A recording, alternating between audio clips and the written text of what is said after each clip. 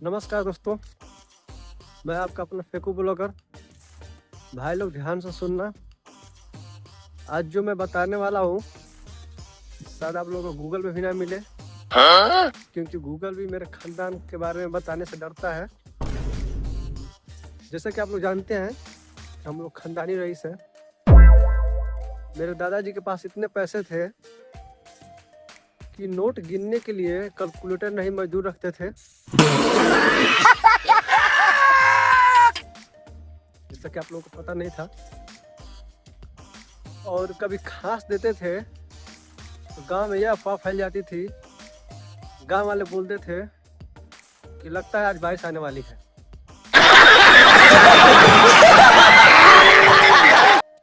और दोस्तों, जायदाद की भी कमी नहीं थी और भगवान की दया से अभी भी नहीं है।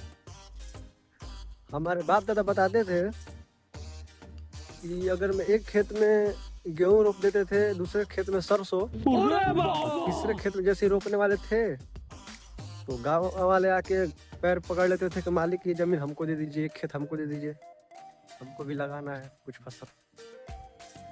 और खेत का एक हिस्सा तो ऐसा भी था कि एक तरफ से सूरज निकलता था, डूबने के लिए भी उसको किराया देना पड़ता था कि मालिक अब डूबने का समय हो गया, ये किराया ले लीजिए। दोस्तों, आज के ज़माने में थोड़े से पैसे हो जा रहे हैं किसी के पास, लोगों के अंदर घमंड आ जा रहा है।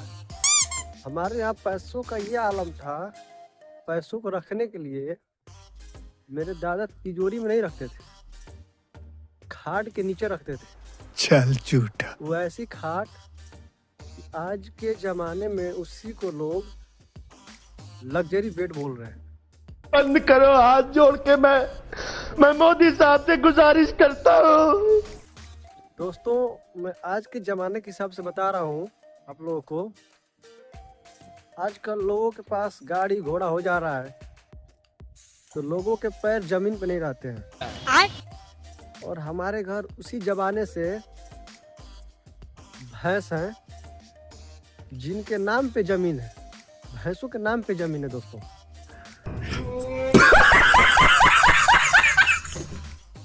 फिर भी हम लोग एकदम सिंपल में रहते हैं, कोई दिखावा नहीं। और उनका भी नाम था लक्ष्मी देवी। ये बातें बताई सच नहीं में जाती, पैसा उगलती थी, नजर लग भैंस जाती है। फिर भी एक पैसे का घमंड नहीं हम लोग। और आज का जनरेशन आप देख ही रहे हैं, साला मोटरसाइकिल से आजकल लोग लाइटिंग करने जा रहे हैं, पेशाब करने जा रहे हैं। मैं बचपन में अपने भैंस पे बैठ के, भैंस से बता रहा हूँ, आपको लग रहा होगा कि मैं फेंक रहा हूँ, भैंस पे बैठ के मेला करने जाता था। लेकिन एक पैसे का घमंड आपको दिखेगा नहीं मेरे अंदर, क्योंकि हमारे बाप दादा ने ऐसा सिखाया कि पैसा आने पे बेटा घमंड नहीं करना कभी भी। तो मैं अक्सर ऐसे ही गरीब लड़कों में ही मिलजुल कर रहता हूँ ताकि उनको भी अब मेरी वाली फीलिंग आए, उनको भी बुरा ना लगे। ओ भाई, मारो मुझे, मारो मुझे, मारो। तो दोस्तों, मैं इस समय अपने बारे में बता रहा हूँ। भले ही जेब में 1 रुपया ना हो मेरे पास, लेकिन घर वाले तो अभी भी अमीर ही है। बोलते बेटा तू भी अपने आप को अमीर ही समझ, लेकिन घमंड उतना ही लेके चलता हूँ जितना औरों के पास नहीं है, क्योंकि भाई घर वाले अमीर है, कर क्या सकते हैं। तो ये नहीं कि मेरे दरवाजे पे कभी गरीबी चल के नहीं आई है, चल के आती है गरीबी, लेकिन रास्ता पूछ के चली जाती है।